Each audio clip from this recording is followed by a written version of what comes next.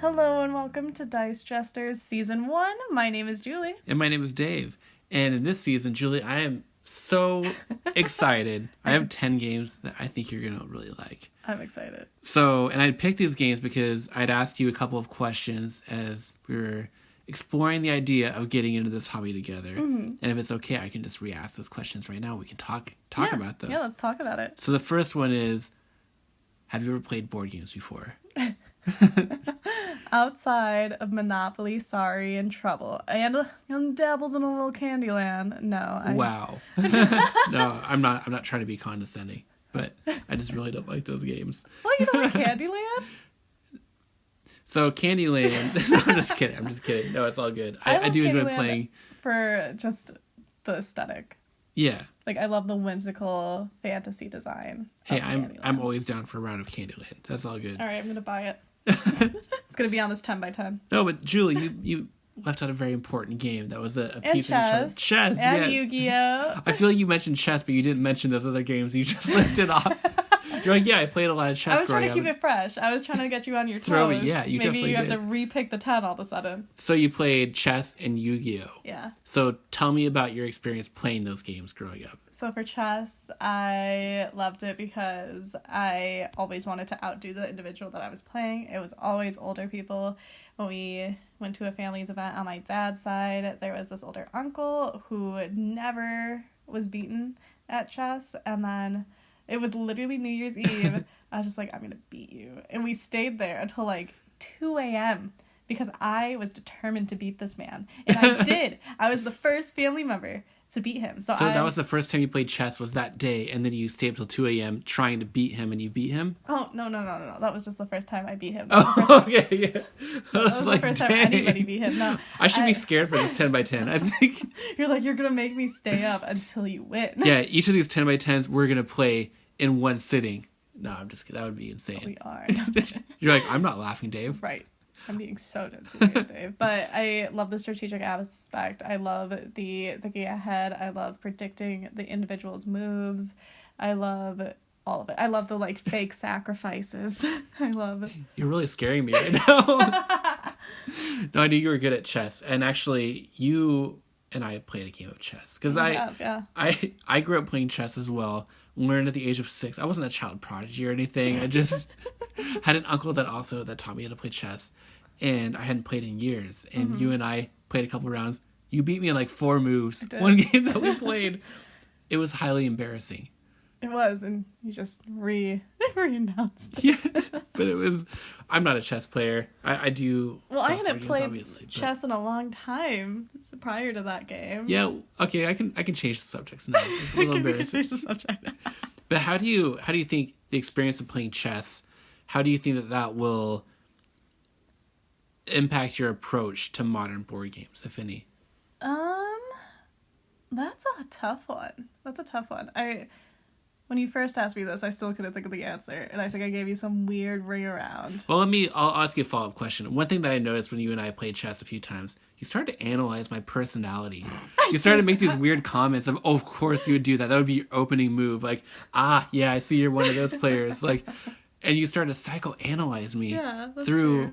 I didn't even know what I was doing in that game of chess, but somehow you walked away with 17 bullet points and follow-up items on things I should work on. It's because people play the way their personality is. So if I was playing another chess player who played it as much as I did or enjoyed it as much as I did, they would be able to see that in life I am perceived as confident, but I'm very defensive. Okay. That's how they could read my board. And reading your board, I could tell that you just went with the flow. You weren't paying attention. I was like, oh, this try a little bit of everything. Right. It has Dave just written all over it. He doesn't even have a plan. He's just going for it. I don't know whether to be complimented or insulted right now. Both. So I guess my question is, do you feel like... Okay, a couple of things. So you mentioned the fact that you were so determined you stayed up till 2 a.m. playing to try to win. Yeah. Do you think that you'll have the same level of obsession for winning when you walk into a modern board game, of understanding the strategy, understanding the rules, and then not resting until you beat me? Are you going to be that level of competitive? Yeah, because I have a problem. Like, I have, like, this fixation thing. Yeah. Where, like, I need to do it until I feel it's completed. And are you one of those people that won't research strategies online? You're just in it to discover the strategy yourself, and so you feel that level of accomplishment when you do win? Or are you somebody who becomes obsessed, starts researching online to find optimal strategies and trying to execute on those? Where do you think you'll fall in that spectrum? If I had to give myself a spectrum, I would say I am the obsessed mimic. So what does that mean? I get obsessed with a game if I'm losing, where I then develop an obsession where I need to win. Yeah. But the way I learn the game isn't by looking up how to win or looking up how to, like, win in the most, like, least moves or whatever it may be, or the best way to win a game. I watch a strategy of the winner. Oh. And then I mimic their style, but improve it. Okay, this is interesting. So another question I have based on that. So what you're saying is you are going to watch my style as we play these games. You're going to adapt to the way that I play in order to beat me in that scenario. Right. So do you think it's possible over the span of playing many games with me that you'll be able to start a game just having learned the rules and knowing exactly how I'm going to approach the strategy in that game and thus have a better chance at beating me? Or do you think each game you're going to slightly hold back, wait to see what I'm going to do, and adapt from there? Do you think you'll have that level of foresight after some time? So kind of like double answer. I will never hold back.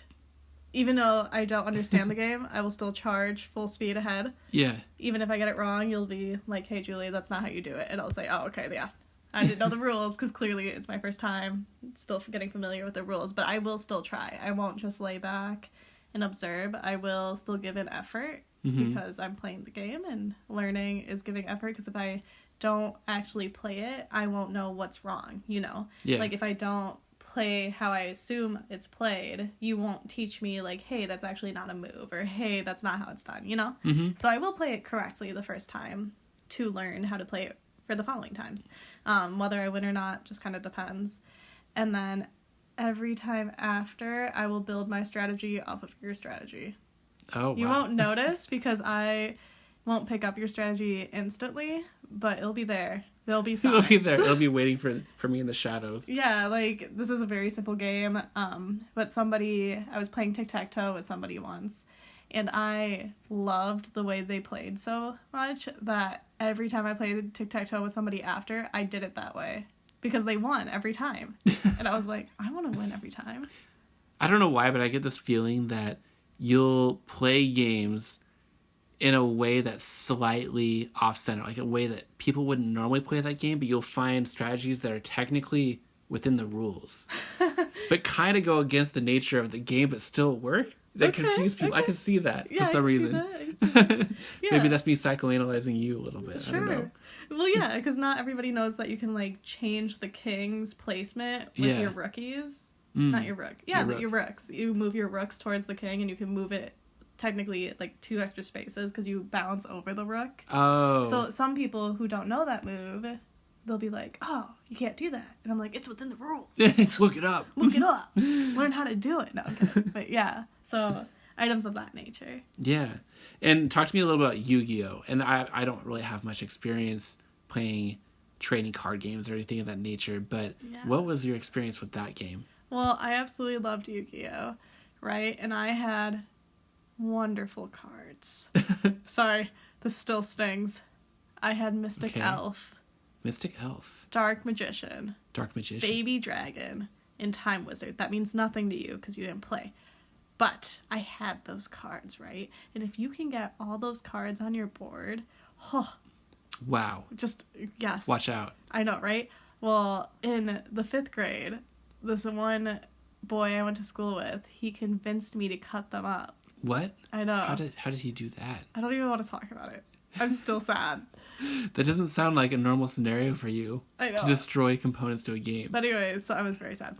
But that doesn't answer your question. It's okay. It's a journey we can go down. So Yu-Gi-Oh! Is basically you get life points, and then you play with these characters, And you have, like, trap cards, you have special cards, like magic cards, you have board-changing cards, and then you have monster cards. They run different elements, and you just basically hope to have the better deck. You have 50 cards, the other person has 50 cards.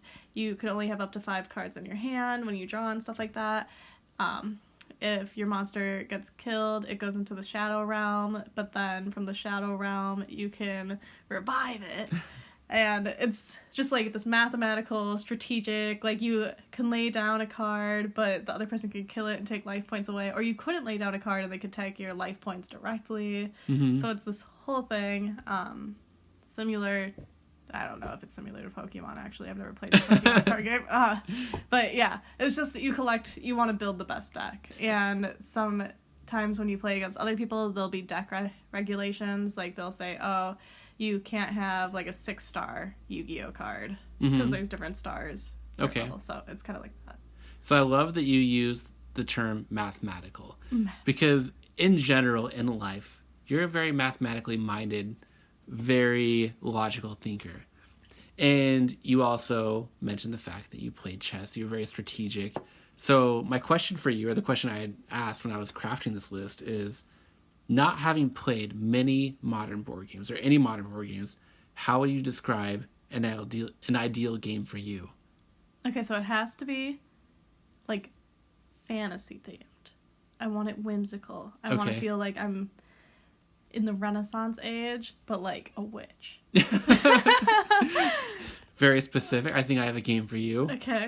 That's how I want to feel. Yeah. I want to feel like I'm taking a magic class, something like that. Okay. Because we're talking about ideal, right? We're not talking about every game. We're just talking about the ideal game. Okay. Yeah. And then I want some strategy. Like, sure. I want to be able to know I'm going to win within, like, the first 2 moves based off the strategy I do. Why do you look scared? Because I am. Okay, well, you asked me my ideal game, so I'm just telling you. Okay. And then I want there to be, like, pieces that feel nice. Mm-hmm. So when I move it, it feels satisfying. And I want there to be, what's it called? It's not affirmations. Like, when you get points every round, the instant gratification. I want there to be instant gratification in it as well. Okay. Just to give me little dopamine bumps to make me want to keep going. And I want the round to feel fast. Like, it could be an hour-long game, but I want it to feel as if I'm continuously playing, not where I'm waiting for you to make your move, or you're waiting for me. I love that in chess. Like, that's fine. Yeah. But in board games of which I haven't played and for some reason have high expectations, I want it to feel like it's going back and forth really fast. You want the turns to go quick. Like, yeah. When I'm sitting thinking about my turn, you're already knowing what you're going to do, and we can just boom, boom, boom. Okay. Anything else that comes to mind? No. Any preferences? So, fantasy theme you like. Mm-hmm. Medieval, Renaissance, with witches, maybe. Yes. Okay. Tactilely satisfying. Sure, whatever that means. Satisfying turns, quick turns. Yeah. Okay. And that was kind of the basis for this 10 by 10 list, and I can go through each game and just mention what they are. So we have Azul, I think, is going to appeal to the satisfying component aspect. Okay. But also strategic. Dominion. Yes. Quick turns. But also strategic, and also gives you a little bit of those dopamine hits of being able to make cool purchases and all kinds of stuff. A lot of variability in that game I'm excited to explore with you. Yeah. Sagrada. Do you like dice? I like when they look pretty. Okay, well, this game is full of pretty dice. Okay. Also chose it because it often gets compared to Azul, so we'll like a chance for you to try those 2 games and see which one you like more. Century Golem Edition. I think you're going to like the artwork. Yeah. It also has satisfying components and also very quick turns. Carcassonne, to me, I'm curious. I hope that you're gonna like this one. We will see. But to me, I picked this one for a couple of reasons. One, it's a game I've played for a long time, but I also I think it's satisfying to see a completed thing that we're building together in the middle of the table, and you'll see what that means when we get there. Okay. Completed thing. Nice. Canvas. Yeah.